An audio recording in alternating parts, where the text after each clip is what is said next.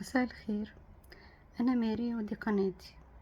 كتير مننا بيحبوا الحيوانات الأليفة وبيعتبروهم جزء من العيلة، لكن ساعات بنتصرف تصرفات غلط ممكن تأذيهم. تعالوا مع بعض نشوف الأخطاء دي واللي لازم نتجنبها. زي ايه الأخطاء دي؟ مثلا ربط الكلب مثلا فترة طويلة. الكلب بيحب يتحرك، بيحب يلعب. لما نربطه يوم كامل بسلسلة ده بيأثر على صحته وعلى نفسيته. عدم تنظيف طبق الأكل والمية. الحيوان بالظبط زي الإنسان بيحب ياكل في طبق نضيف ويشرب مياه نضيفة. ممكن ننسى برضو التطعيمات دي مهمة جدا بالنسبة للحيوان لأن بتحميه من أمراض خطيرة.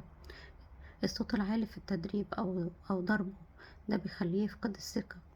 لازم نتعامل معاه بحنية، ونتعامل معاه، لازم نكون عندنا صبر واحنا بنتعامل معاه في التدريب علشان ما يفقدش الثقة فينا. مثلا كمان تقديم الأكل اللي مش مناسب، يعني في حاجات احنا بنحبها بس تضرهم زي الشوكولاتة أو العظم المطبوخ.